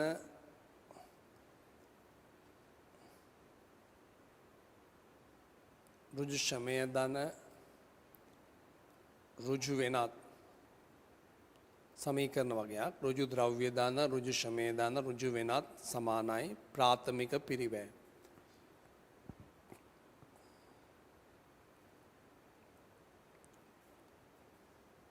වක්‍ර ද්‍රව්‍ය ධන, වක්‍ර ශ්‍රමය ධන, වක්‍ර වෙනත් සමානයි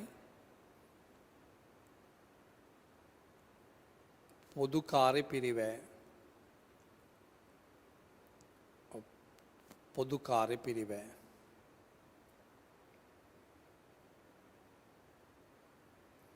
නිෂ්පාදන පොදු කාර්ය නෙමෙයි, පොදු කාර්ය පිරිවැය.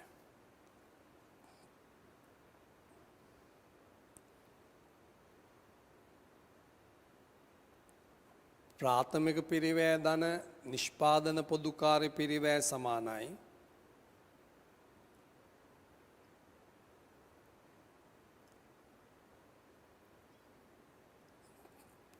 ප්‍රාථමික පිරිවැය ධන නිෂ්පාදන පොදු කාර්ය සමානයි නිෂ්පාදන පිරිවැය.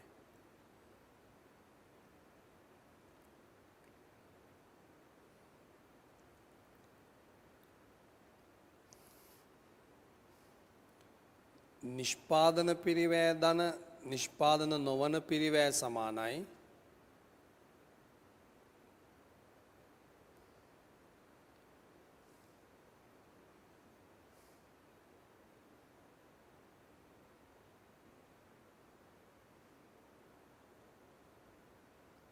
මුළු පිරිවැය.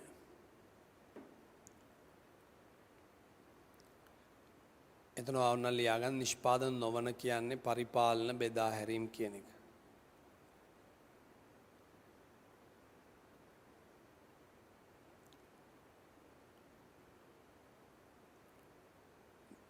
නිෂ්පාදන පිරිවැය කියන එක ලියන්න. යම්කිසි කාල පරිච්ඡේදයක් තුල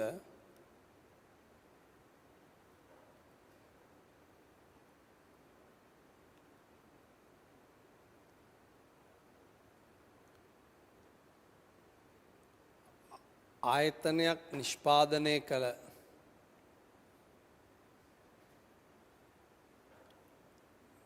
භාණ්ඩවල මුළු පිරිවැය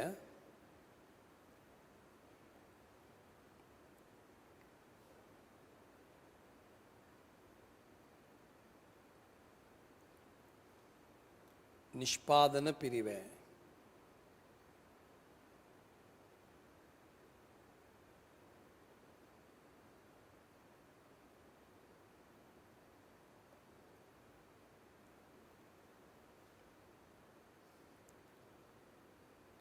හතර කාලච්ඡේද පිරිවැය යම්කිසි කාල පරිච්ඡේදයක්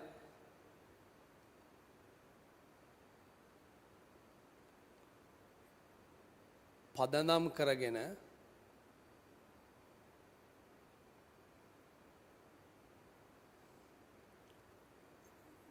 ගෙවනු ලබන පිරිවැය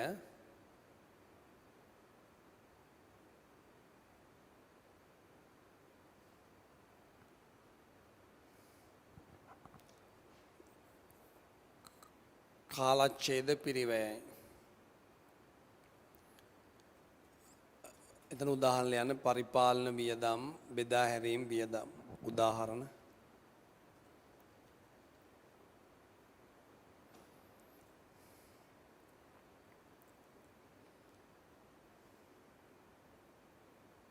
අස තීරණ ගැනීමේ වර්ගීකරණ ස්ථාවර පිරිවැය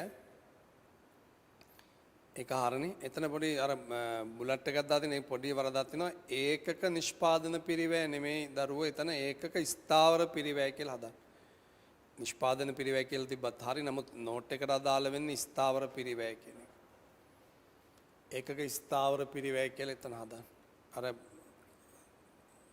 බුලට් එකක් දාලා තියෙන තැන. උදාහරණ ලියන්න. වරිපනම් ගොඩනැගිලි කුලී ඔය රූප සටහන් දෙක බලන්න. විචල්්‍ය පිරිවැය නිෂ්පාදනය කරන හෝ ඒකක ප්‍රමාණය වෙනස් වීමට සාපේක්ෂව වෙනස් වන පිරිවැය හරිනේ. එකක විචල්්‍ය පිරිවැය වෙනස් වෙන්නේ. උදාහරණ ඍජු ද්‍රව්‍ය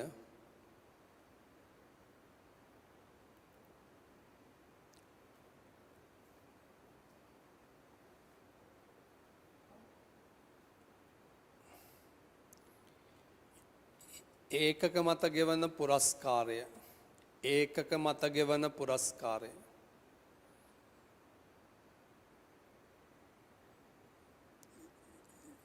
ඒකෙත් රූප සටහන බලන්න. අර්ධ ස්ථාවර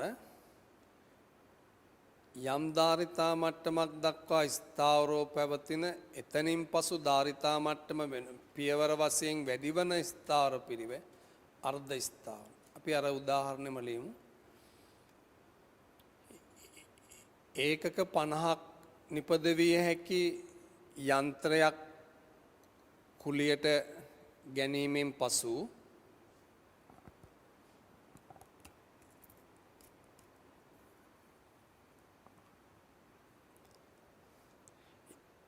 ඒකක බිඳුවේ සිට 50 දක්වා එක් යන්ත්‍රයක්ද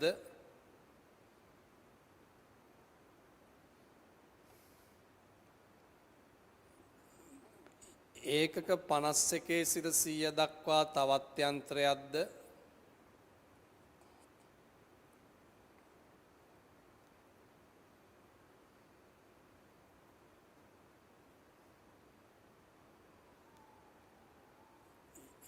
ඒකක 101 සිට 150 දක්වා තවත් යන්ත්‍රයක්ද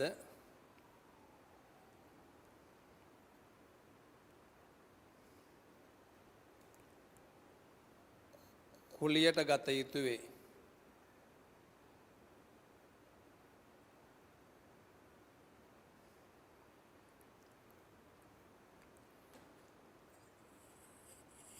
මෙහිදී යන්ත්‍ර කුලිය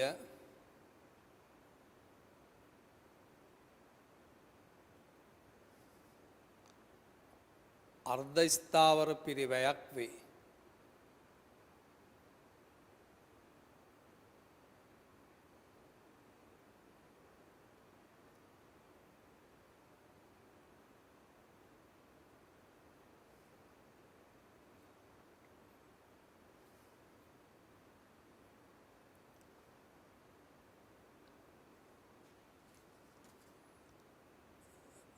අර්ධ විචල්්‍ය පිරිවැය, ඒ කියන්නේ මිශ්‍ර පිරිවැයනේ.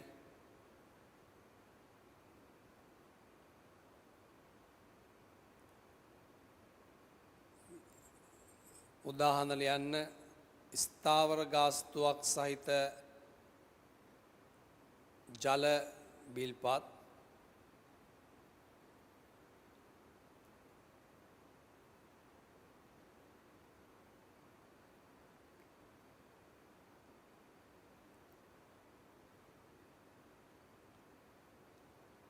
හා දුරකථන බිල්පත්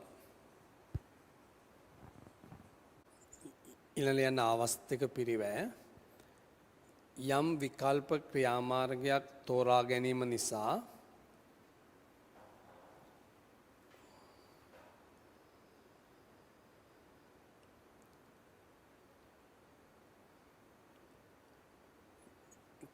කැප කරන හොඳම විකල්පයේ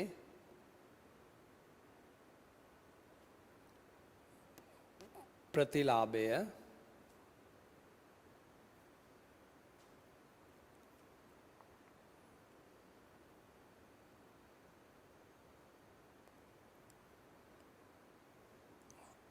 ආවස්තික පිරිවැය.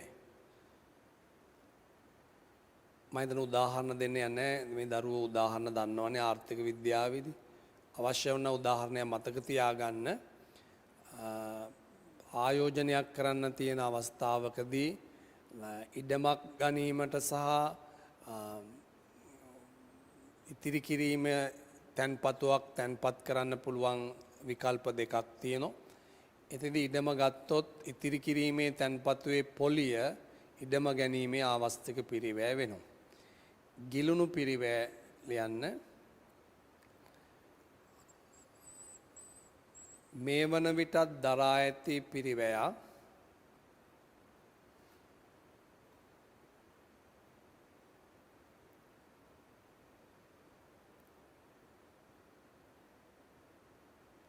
ගිලුණු පිරිවැයකි.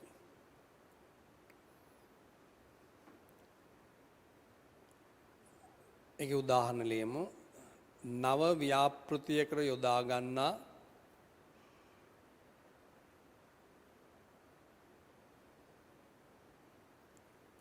දැනටමත් ව්‍යාපාරයේ පවතින යන්ත්‍රයක්. නව ව්‍යාපෘතියට යොදා ගන්නා දැනටමත් ව්‍යාපාරයේ පවතින යන්ත්‍රයක්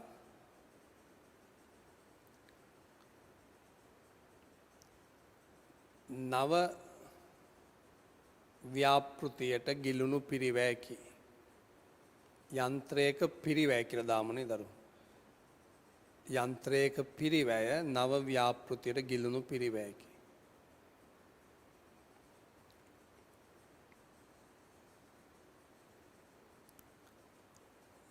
වර්ධක පිරිවැය ලියන් යම් ව්‍යාපෘතියක් ආරම්භ කරන විට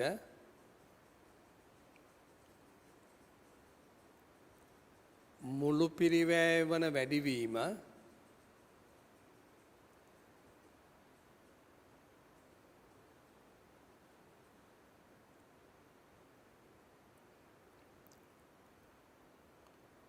වර්ධක පිරිවැය යම් ව්‍යාපෘතියක් ක්‍රියාත්මක කරන විට නැත්නම් ආරම්භ කරන විට මුළු පිරිවැය ක්‍රියාත්මක කරන විට තිබ්බොත් හොඳයි. මුළු පිරිවැය වන වැඩිවීම වර්ධක පිරිවැය.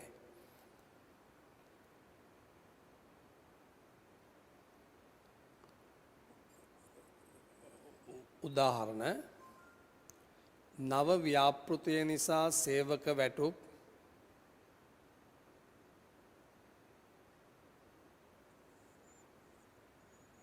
වැඩි වේ නම්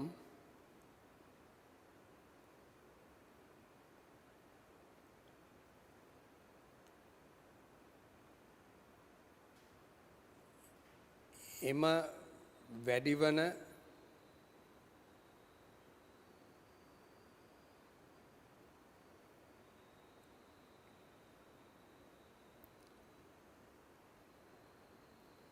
සේවක වැටුප් පිරිවැය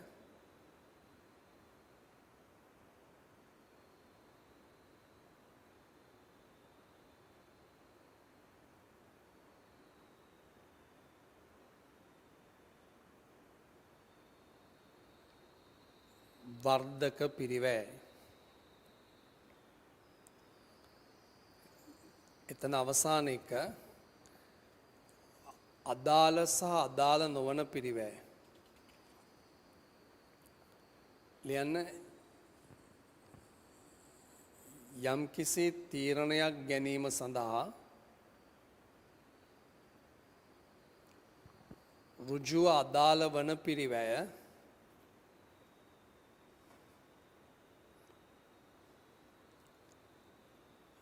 අදාළ පිරිවැයක් වන අතර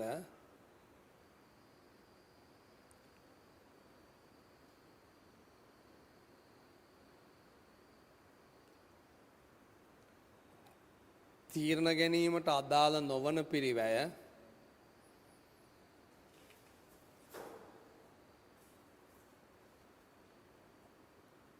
අදාළ නොවන පිරිවැයකි.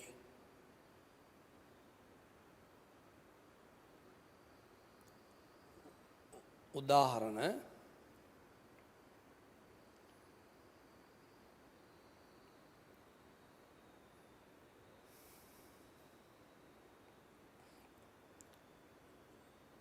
ගිලුණු පිරිවැය අදාළ නොවන පිරිවැයකි. වර්ධක පිරිවැය අදාළ පිරිවැයකි.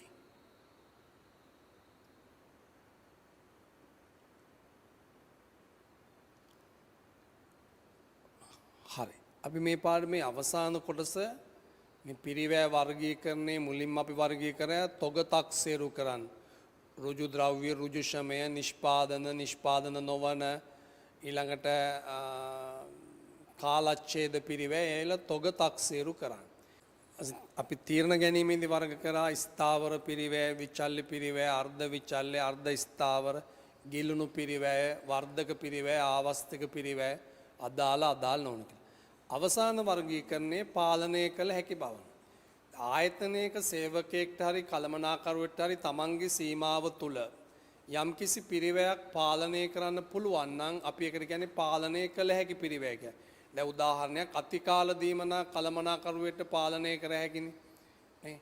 හැබැයි කළමනාකරන පාලනය කරන්න බෑනේ වරිපනම් පළාත් පාලන ආයතනයෙන් කියන. අන්න පාලනය කරන්න පුළුවන් පාලනය කරන්න බෑ. අමුද්‍රව්‍ය අපතේ යෑම පාලනය කර හැකි. අමුද්‍රව්‍ය අපතේ යෑම පාලනය කර හැකි. හැබැයි පාලනය කරන්න බෑනේ ගොඩනැගිලි කුලිය, ගෙවල් කුලිය පාලනය කරන්න බෑනේ. එනම් පාලනය කරන්න පුළුවන් නම් සේවකයෙක්ට කළමනාකරුවෙක්ට තමන්ගේ සීමාව තුළ ඒක පාලනය කළ හැකි පිරිවැය.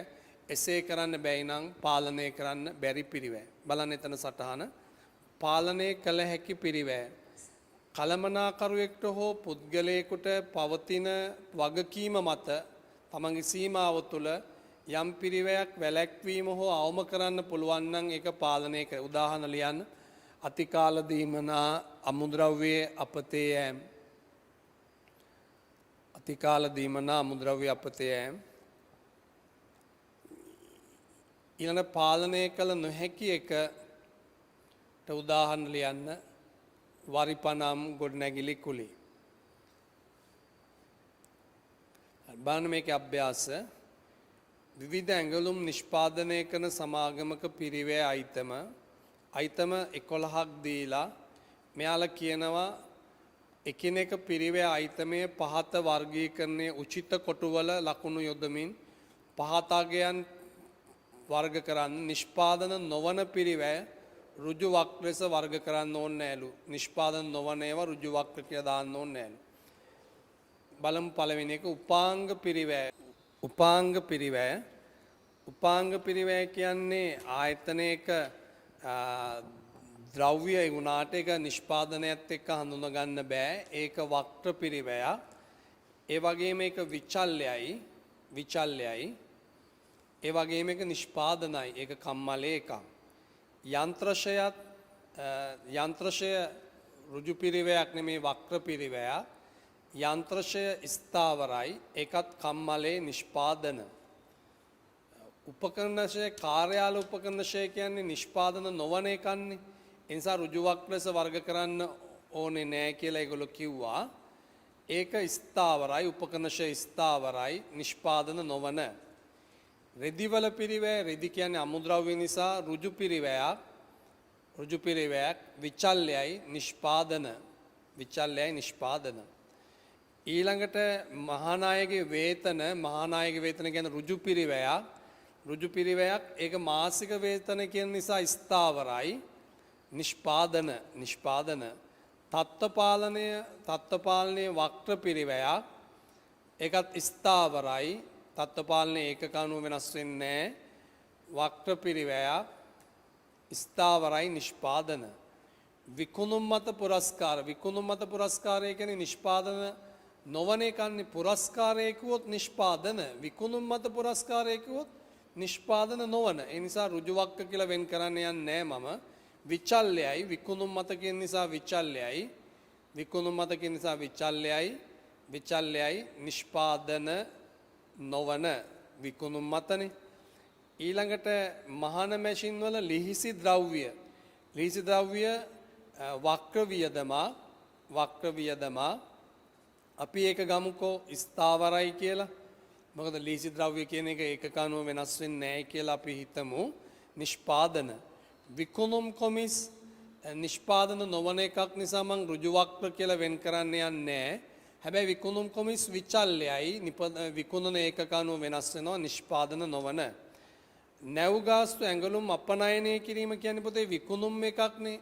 ඇඟලුම් අපනයනය කිරීම කියන්නේ විකුණනවනේ. විකුණන නැව් ගාස්තුනේ. එහෙනම් ඒක නිෂ්පාදන නොවන නිසා ඍජු වක්‍ර කියලා වෙන් කරන්න යන්නේ නැහැ. හැබැයි අපනයනය කිරීමේ නැව් ගාස්තු ඒකක අනුව ගෙවනවා කියලා උපකල්පනය කරොත් අපිට ඒක විචල්යයි. ඒකක අනුව ගෙවනවා කියලා උපකල්පනය කරොත් විචල්යයි. ඒකක අනුව ගෙවනවා නැහැ කියලා උපකල්පනය කරොත් ස්ථාර. එතන පැහැදිලි නෑ. අපි ඒක විචල්යයි කියලා දාමු. නිෂ්පාදන නොවන. අධ්‍යක්ෂක ගාස්තු කොහොමත් නිෂ්පාදන නොවන නිසා ඍජු වක්‍ර කියලා දාන්න යන්නේ. අධ්‍යක්ෂක ගාස්තු ස්ථාවරයි නිෂ්පාදන නොවන. 2 සුභාසිරි සමාගමේ ඇඳුම් නිෂ්පාදනය කර අලෙවි කරයි පිරිවැය අයිතම 8ක් තියෙනවා. එක් පිරිවැය අයිතම ඍජු ද්‍රව්‍යද ඍජු ශ්‍රමයේද ඍජු වෙනත්ද නිෂ්පාදන නොවනද. දැන් මේ දරුවෝ දන්නවා නිෂ්පාදන නොවන කියන්නේ පරිපාලන හා බෙදා හැරීම. තිබොත් නිෂ්පාදන නොවන. ලේස් පටි ඍජු ද්‍රව්‍ය නිෂ්පාදන ඒකක මත ගෙවන ස්වාධිකාරය ඒකක අනුව ගෙවන නිසා ඍජු වෙනත්. මහාන මැෂින් වල ලිහිසි තෙල් නිෂ්පාදන පොදුකාරය. මැවුම් අංශයේ යන්ත්‍ර ක්‍රියාකරුවන්ගේ වේතන වැඩ කරන මැෂින් ඔපරේටර් කියන්නේ ඍජු ශ්‍රමය. රූපායන ප්‍රචාරණ කියන්නේ බෙදා හැරීම නිෂ්පාදන නොවන. අමුද්‍රව්‍ය ගබඩාවේ ගබඩා භාරකරු වේතන කිව්වොත් ඒක නිෂ්පාදන පොදුකාරය. හැබැයි මෙහෙම දෙයක් තියෙනවා සමහර වෙලාවට ගණකාධිකාරිවරයා අමුද්‍රව්‍ය ගබඩාවේ ගබඩා භාරකරුගේ වේතන අමුද්‍රව්‍ය ගැනුම් වලට එකතු කරොත් විශේෂයෙන් අමුද්‍රව්‍ය කියන නිසා අමුද්‍රව්‍ය ගැනුම් වලට එකතු කරොත් ඒක ද්‍රව්‍ය කියලා ගන්නත් පුළුවන්. අපි මේක නිෂ්පාදන පොදුකාරය කියලා දාමු. නිෂ්පාදන පොදුකාරය. බෙදා හැරීමේ රතශය නිෂ්පාදන නොවන කම්මලේ ආරක්ෂක නිලධාරියා නිෂ්පාදන පොදුකාරය. බලන්න අංක 3 ගාන. විනාඩියක් කරගෙන ගාන බලන්න. ගුවන් විදුලි යන්ත්‍ර අමුද්‍රව්‍ය වක්‍ර ද්‍රව්‍ය ඍජු වැටුප් වක්‍ර වැටුප් විදුලිය ඉන්ධන කම්මල් කළමනාකරුගේ වේතන වැඩ කළමනාකරුගේ කාර්යාලයේ වියදම් පරිපාලන යන්ත්‍රශය සේවක ප්‍රවාහන කුලී අලෙවි අංශයේ පරිගණක කුමද. ඒගොල්ලෝ අහනවා මුළු ඍජු ශ්‍රම පිරිවැය ඒකක ඍජු පිරිවැය මුළු වක්‍ර පිරිවැය මුළු පිරිවැය ඒකක මුළු පිරිවැය. ඉස්සලම අහන්නේ මුළු ඍජු පිරිවැය. ඍජු පිරිවැයට ලියන ඍජු අමුද්‍රව්‍ය 50000යි ඍජු වැටුප් 80000යි. ඍජු වැටුප් 80000යි. ඒ දෙකේ එකතුව 1,30,000නේ. අසේ වක්‍ර පිරිවැයට පෙර ඍජු පිරිවැය අහන එකක ඍජු පිරිවැය ලියන්නේ ඊළඟට. එකක ඍජු පිරිවැය සමානයි මුළු ඍජු පිරිවැය බෙදීම ඒකක ගණන. මුළු ඍජු පිරිවැය බෙදීම ඒකක ගණන මුළු ඍජු පිරිවැය කියන්නේ 1,30,000. ඒකක ගන්න කියන්නේ 5,000. 1,30,000 බෙදීම 5,000. උත්තරේ 26යි. මුළු වක්‍ර පිරිවැය මුළු වක්‍ර පිරිවැය කිව්වහම ඔතන තියෙන වක්‍ර ඔක්කොම ලියන්න ඕනේ. නිෂ්පාදන නොවන ඔක්කොම ලියන්න ඕනේ. එතන අහන්නේ නැණි නිෂ්පාදන පිරිවැය කියලා. මුළු වක්‍ර කිව්වම ඔතන තියෙන ඔක්කොම ලියන්න ඕනේ. නිෂ්පාදන ටිකයි නිෂ්පාදන නොවන ටික ඔක්කොම ලියාගෙන යන්න. වක්‍ර අමුද්‍රව්‍ය ලියන්න 1000, වක්‍ර වැටුප් ලියන්න 2000, විදුලිය ඉන්ධන 2000, කළමනාකරු වේතන 20,000 කාර්යාලයේ වියදම් 1000, පරිපාලන වියදම් 5000, යන්ත්‍රශය 2000, ගොඩනැගිලි ශය යන්ත්‍රශය 2000, ගොඩනැගිලි ශය 1000, සේවක ප්‍රවාහන 4000, ගොඩනැගිලි කුලී 4000, අලෙවි අංශයේ වියදම් 6000, පරිගණක උපදේශන 2000. දැන් මේ ටික එකතුව ගන්න.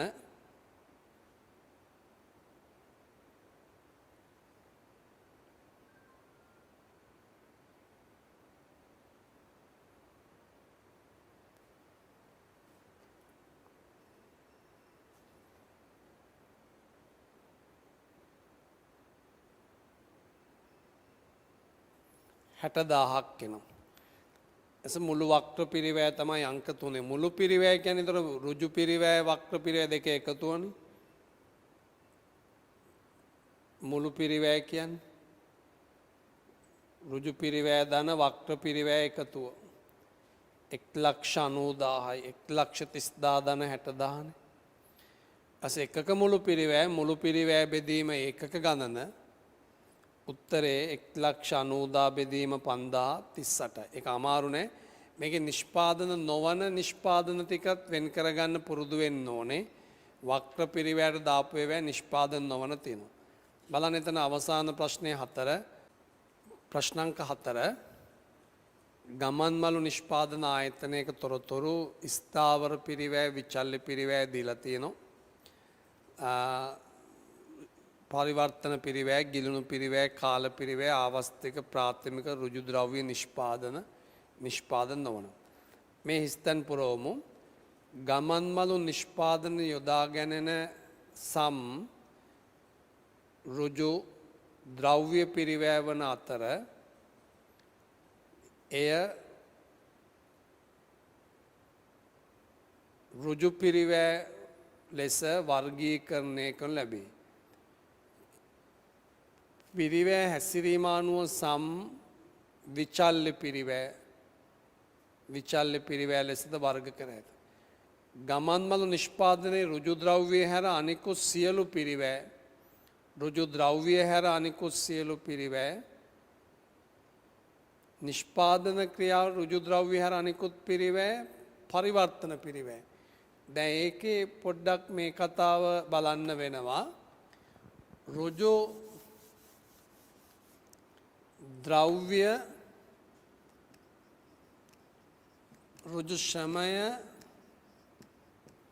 ඍජු වෙනත් හා නිෂ්පාදන පොදු කාර්ය මේ ටික ඇවිල්ලා නිෂ්පාදන පිරිවැයනේ. නිෂ්පාදන පිරිවැය කියන්නේ ද්‍රව්‍ය ශ්‍රමය වෙනත් ඍජු නිෂ්පාදන පොද මෙන්න මේ ටිකට අපි කියන්නේ පරිවර්තන පිරිවැය කියලා. පරිවර්තන පිරිවැය. කියන්නේ අමුද්‍රව්‍ය නෙමෙයි. නිමිද්‍රව්‍ය නෙමෙයි. අමුද්‍රව්‍ය නිමිද්‍රව්‍ය බඩ හරවන පිරිවැය. ද්‍රව්‍ය නැතුව නිෂ්පාදන පිරිවැය පරිවර්තන. ඒතර මෙතන ද්‍රව්‍ය හැර කිව්වේ ගාම පරිවර්තන පිරිවැය ලෙස හැඳින්වෙන්නේ. ගමන් මළු නිපදවන රුජු වියදම් වල එකතුව ප්‍රාථමික පිරිවැයනේ. අංක 5 ප්‍රාථමික ගමන් මළු නිෂ්පාදනය යොදා ගන්නා යන්ත්‍රවල යන්ත්‍ර විදුලිය නිෂ්පාදන පොදුකාරය. ගමන් මළු නිෂ්පාදනය නොකර එමාර මුදල් බැංකුවක තැන්පත් කර පොලි ඉපයීමට තිබ්බලු. ඒ නිසා ගමන් මළු නිෂ්පාදනය අහිමි වුණාලු. ගමන් මළු නිෂ්පාදනය නිසා පොලි අහිමි වුණාලු. ඒක ආවස්තික පිරිවැය. සාමාන්‍ය අධිකාරියගේ වැටුප කාල පිරිවැයක්. මෙය හැසිරීම අනුව ස්ථාවර පිරිවැයක් ලෙස වර්ග කරයි. නිෂ්පාදනය කර සියලු ගමන් මළු වල පිරිවැය නිෂ්පාදන පිරිවැය. හරි මේ දරුවෝ කෙටි ප්‍රශ්න ටික කරන්න මම ඒකේ උත්තර ටික ඔයාලගේ ගෲප් වලට දාන්නම්. එතකොට අපි අද පාඩම අදාළ කොටස අවසන් කරනවා. මේ YouTube වීඩියෝව අද දවස තුළ ඔයාට නරඹන්න පුළුවන්. ඊට පස්සේ ලබන සතියේත් මෙවැනිම ආකාරයේ YouTube පාඩමකින් අපි හමු වෙනවා. ඒකට අදාළ නිබන්ධනය මම මේ සතිය තුළ ඔයාලගේ ගෲප් වලට යොමු කරන්න. එමනම් අපි අද දවසේ වැඩ නතර කරමු. මේකට සම්බන්ධ නොවෙච්ච දරුවන්ට කියන්න මේකට සම්බන්ධ වෙන්න කියලා. මේ අපේ සාමාන්‍ය පන්තියේ පාඩම කරගෙන යන්නේ. එතකොට මේකට පන්තිවල දරුවන්ගෙන් අපිට ආරංචියට 90ක් සම්බන්ධ වෙනවා. සම්බන්ධ නොවෙන දරුවන්ට විවිධ අපහසුකම් නිසා විශේෂයෙන්ම අන්තර්ජාල අපහසුකම් නිසා ජංගම දුරකථන අපහසුකම් නිසා සම්බන්ධ නොවන දරුවන්ට අපි මේක රෙකෝඩ් කරලා තියෙන්නේ. ඒතර පන්ති පටන් ගත්ත දිනයකදී මේක ඔබට නැවත ලැබෙන්න සලස්වන්න පුළුවන්. එමනම් අපි අදට පාඩම නවත්තමු. අයබෝවන්.